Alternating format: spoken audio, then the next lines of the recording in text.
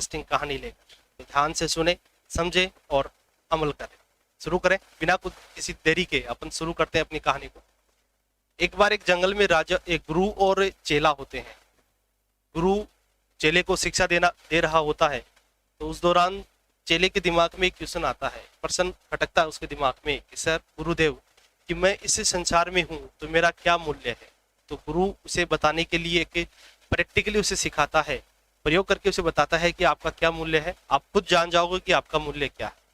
तो गुरु उसे एक पत्थर देता है और कहता है कि आपको पास ही के मार्केट में जाना है, बाजार में जाना है और वहां लेकर आपको इस पत्थर को खड़े हो जाना है। कोई आपसे पूछे कि इसकी कीमत क्या है तो आपको कीमत नहीं बतानी है, बोलना कुछ नहीं है, केवल अपनी 2 अंगुलियां खड़ी कर दें। तो उसने कहा जी आज्ञा गुरुदेव, जैसा आप कहोगे हम वैसा ही जाकर करेंगे। तो चेला चला जाता है बाजार के अंदर उस पत्थर को लेकर। जैसे ही चेला बाजार में जाता है, खड़ा हो जाता है, कुछ समय के लिए उसके पास कोई नहीं आता, लेकिन एक बूढ़ी सी औरत आती है और बच्चे को कहती है कि ये पत्थर कितने का है, बड़ा सुंदर पत्थर दिख रहा है, ये पत्थर आप कितने का दे रहे हो।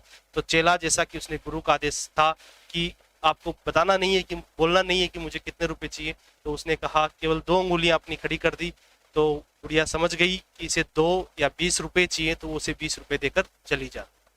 वो गुरु के पास आता है कि गुरुदेव आपने जैसा कहा था मैंने वैसा किया। ये पत्थर, एक बुढ़िया आई और उसने 20 रुपए दिए और ये पत्थर ले गई।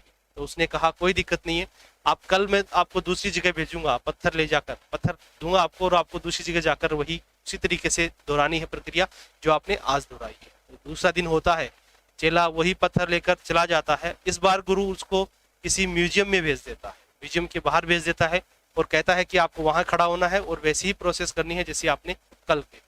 तो चला जाता है, उस पत्थर को लेकर म्यूजियम के बाहर खड़ा होता है। म्यूजियम का मालिक होता है, वो आता है और उसे देखता है और देखकर अचंभित रह जाता है कि इतना सुंदर पत्थर अगर मेरे म्यूजियम में हो तो मुझे आमदनी और बढ़ सकती।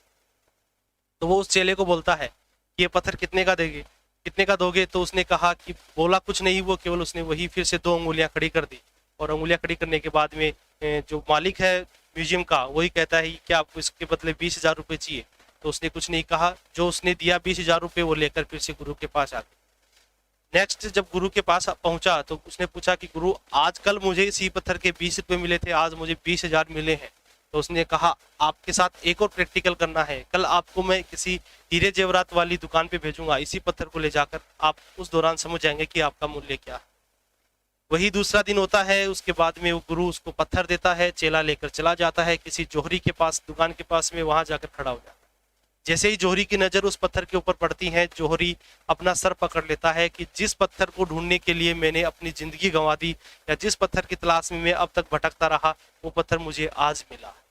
और उसने उसे देखकर उसके हाथों से छीन कर कहा कि आपको कितने पैसे चाहिए, बताओ मुझे कि आपको इसके कितने रुपए चाहिए, मैं आपको देने के लिए तैयार।